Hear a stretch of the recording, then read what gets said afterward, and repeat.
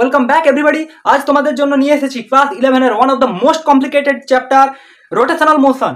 এই রোটেশনাল মোশনের একটা খুব গুরুত্বপূর্ণ একটা আমি এমসিকিউ সলভ তোমাদেরকে দেখাবো। তো সেই কোশ্চেনটা কথা না বাড়িয়ে আমরা সলভ করি চলো। একটি বলছে একটি নিরেট সুষম গোলাকৃতির বল একটি মসৃণ নততল বরাবর এইচ উচ্চতা থেকে গড়িয়ে গড়িয়ে গড়িয়ে গড়িয়ে পড়ছে। তো নততলের নিচ প্রান্তে এই বলটি ভি গতিবেগ লাভ করে। এবার বলটিকে যদি আমি ওই নততলের নিচের প্রান্তে থেকে বলটিকে যদি ভি গতিবেগ দিয়ে আবার আমি উলম্ব বরাবর আমি যদি ওপরের দিকে ছুঁড়ে দেই, তাহলে বলটি সর্বোচ্চ যে উচ্চতায় উঠবে আমাকে সেই উচ্চতাটার মান আমাকে নির্ণয় করতে হবে। তো আমি এই লেখাটা জাস্ট পড়লাম, এবার আমি ছবি এঁকে তোমাদেরকে এটা বোঝানোর চেষ্টা করি। তো এটা আমার বলছে একটা হচ্ছে নততল, এটা হচ্ছে আমার একটা নততল। এই নততলের হচ্ছে উপর থেকে একটা বল কি হচ্ছে না, সে গড়িয়ে গড়িয়ে পড়ছে, অর্থাৎ রাউন্ড হয়ে হয়ে হয়ে হয়ে সে অ্যাটলিস্ট এখানে আসবে। ঠিক আছে, এখানে আসবে। সে এখানে যখন আসবে তার হচ্ছে ভেলোসিটি কত হবে না ভি হবে, সেটা আমাকে বলে দেওয়া আছে। তো এটার জন্য আমাকে কি করতে হবে না, মনে করো তো এই বস্তুটা যখন হচ্ছে এখানে ছিল মানে কি, এর একটা হচ্ছে স্থিতিশক্তি তো অবস্থায় থাকবে। এই স্থিতিশক্তিটা এবার আমাকে বলছে না, এটা হচ্ছে উচ্চতাটাও আমাকে বলা আছে না কত এইচ। তো এবার এইটা কত উচ্চতায় উঠবে সেটা আমি একটু হিসাব করি, তারপর আমি ব্যাপারটা বলছি। তো আমার এটা কত উচ্চতায় উঠবে সেটা আমি জানি না, সাপোজ মনে করলাম এটা এইচ ড্যাশ উচ্চতায় উঠবে। এই হচ্ছে আমার অল ওভার ডায়াগ্রাম। এবার আমি ব্যাপারটা বলছি যে এই বস্তুটা যখন হচ্ছে মনে করো যে এখানে আছে, এই বস্তুটা এখানে আছে, এর নিশ্চয়ই একটা কোনো একটা স্থিতিশক্তি তো থাকবে। তো স্থিতিশক্তিটা কত হচ্ছে না, এখানে যখন থাকছে স্থিতিশক্তিটা হচ্ছে mgh, কিন্তু এখানে কোনো গতিশক্তি থাকবে না। এবার এই বস্তুটা যখন হচ্ছে গড়িয়ে গড়িয়ে গড়িয়ে গড়িয়ে এখানে আসবে, তো এই গড়িয়ে গড়িয়ে গড়িয়ে গড়িয়ে যখন হচ্ছে সে এখানে আসবে, এখানে এসে কি হবে না, এখানে এর গতিশক্তি পাবে, বাট স্থিতিশক্তিটা তখন হচ্ছে জিরো হয়ে যাবে। ওকে, তো সেই ব্যাপারটাই আমি লিখি যে অ্যাটলিস্ট এই পয়েন্টে যখন ছিল তার হচ্ছে একটা কি না স্থিতিশক্তি ছিল, যেটা কি না mgh, কিন্তু গতিশক্তি কি ছিল না, ছিল না, ওই জন্য জিরো।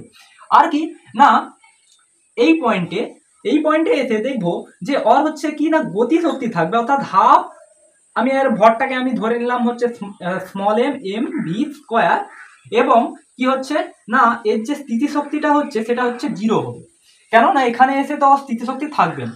এবং এটা দেখো স্বাভাবিকভাবে পড়ছে না, এটা কি না রাউন্ড হয়ে হয়ে, অর্থাৎ রোটেশনাল মোশন নিয়ে আসছে।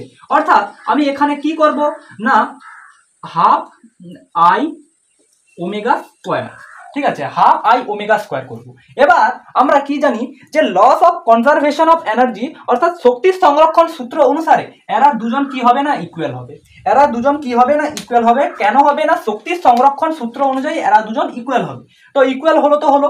তো এবার দেখো এটাকে আমরা ক্যালকুলেট করবো এভাবে যে mgh ইজ ইকুয়াল টু, আমরা এখানে কত আছে না half M V square plus, আমরা এই তো জিরো হলো, এবার হাফ, এবার এই যে আইটা হচ্ছে একটা গোলকের সাপেক্ষে যদি আমরা সেন্টার অফ ম্যাসের রেসপেক্টে যদি মোমেন্ট অফ ইনার্শিয়াকে আমরা যদি হচ্ছে নির্ণয় করতে চাই, তবে সেটা আমার কত আসে না 2/5 এবং এম, এবং এর যদি কোনো একটা কি ব্যাসার্ধ বা কিছু আমি যদি হচ্ছে ধরে থাকি সেন্টার অফ রেসপেক্টে, তো সেটা আমার কত আছে না, আমি এর ব্যাসার্ধটা সাপোজ এখান থেকে যে এখান পর্যন্ত একটা নিশ্চয়ই এটা একটা গোলক অবস্থার ব্যাসার্ধ একটা থাকবে, তো সেই ব্যাসার্ধটাকে আমি মনে করলাম কত না ক্যাপিটাল আর, আমি এর ব্যাসার্ধটা ক্যাপিটাল আর আমি ধরলাম। ওকে, আমি এর ব্যাসার্ধটা ক্যাপিটাল আর আমি ধরলাম।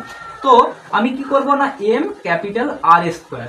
ওকে, এবার যে এই যে ওমেগা সমান আমরা কত জানি, ওমেগা সমান আমরা জানি হচ্ছে কি না হচ্ছে ভি বাই আর হয়, ভি বাই আর। তো এবার যেহেতু ওমেগা স্কোয়ার আছে, তাহলে আমরা কি করতে পারি না V square by R square করবো। তো এবার আর কেটে গেল, 2 কেটে গেল, তাহলে আমার এখানে পড়ে থাকে কত না half M V square plus আমরা কত পাই 1/5 এম ভি স্কোয়ার। তাহলে আমরা পাচ্ছি অ্যাটলিস্ট 5 2 10, তাহলে হচ্ছে 10 এবং হচ্ছে নিচে হচ্ছে আমার 10 হচ্ছে, এবং আমরা এটাকে করছি তাহলে এখানে হচ্ছে 5 এম ভি স্কোয়ার প্লাস কত না 2 এম ভি স্কোয়ার। তো আমার এটা হচ্ছে কি না 7 এম ভি স্কোয়ার আর হচ্ছে কত না 10। তো এটা কার সাথে ইকুয়াল হবে, এটা ইকুয়াল হচ্ছে আমার কার সাথে না হচ্ছে আমার এটা mgh এর সাথে হচ্ছে ইকুয়াল হচ্ছে। যদি mgh এর সাথে ইকুয়াল হয় তাহলে আমরা এক কাজ করি, এটা আর এটাকে আমি কি করলাম না বাদ দিলাম। এবার আমাকে এইখানে আমার এসে ভেলোসিটিটা আমি ভি হচ্ছে, আমি এখানে এসে ভেলোসিটিটা আমি কি করলাম না ভেলোসিটিটাকে আমি লিখলাম ভি স্কোয়ার। তো আমি এবার 10কে আমি ওপারে আমি পাঠিয়ে দিলাম, তাহলে হচ্ছে 10GH ডিভাইডেড বাই 7। তো আমি এখান থেকে যদি আমি এই স্কোয়ারটাকে আমি যদি হচ্ছে বাদ দিই, তাহলে নিশ্চয়ই আমার এখানে কত এসে যাবে না, এখানে আমার এসে যাচ্ছে হচ্ছে √7। ওকে, যেটা হচ্ছে এখানে যে ভেলোসিটিটা হলো, এই ভেলোসিটিটার মান হচ্ছে আমার এটা। এবার এই ভেলোসিটিটা এখানে তো এসেছিল, কিন্তু এই ভেলোসিটিটাকে একদম আমরা নিচে যেই আসা মাত্র আমি উপরের দিকে আবার ব্যাকে আমি ছুঁড়ে দিলাম, তাহলে নিশ্চয়ই এর ইনিশিয়াল ভেলোসিটিটা হচ্ছে এটাই, যে এই ভেলোসিটিটাকে আমি এখানে এসেছিল আমি উপরে ছুঁড়ে দিলাম, এবং এই যে গোলাকৃতির বস্তুটা এটা যখন উপরে যাবে উপরে যাবে উপরে যাবে, অ্যাটলিস্ট এই পয়েন্টে যখন আসবে এর ভেলোসিটিটা নিশ্চয়ই কত হবে, এই উপরে যদি যাচ্ছে এর ভেলোসিটিটা আমার কত হচ্ছে, এর ভেলোসিটিটা নিশ্চয়ই পরবর্তীতে 0 হয়ে যাবে, 0 তো হয়ে যাবে তো।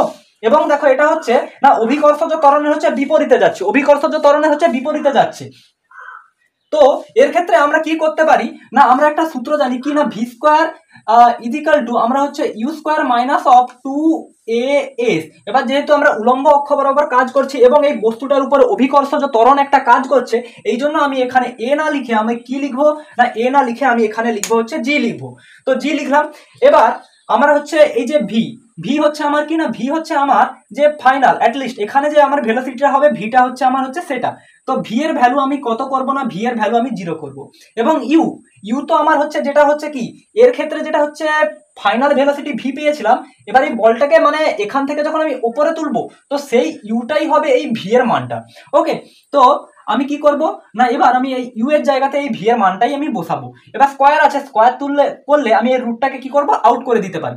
তো আউট করলে আমি দেখবো 10GH/7 মাইনাস অফ 2GS।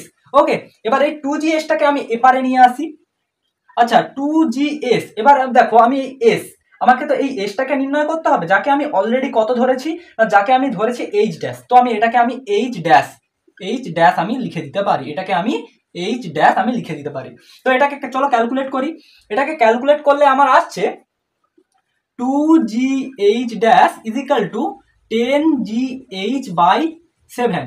এই যে এইচটা এটা হচ্ছে আমার নততলের উচ্চতা, এই এইচটা নততলের উচ্চতা, আর H' আমাকে নির্ণয় করতে হবে।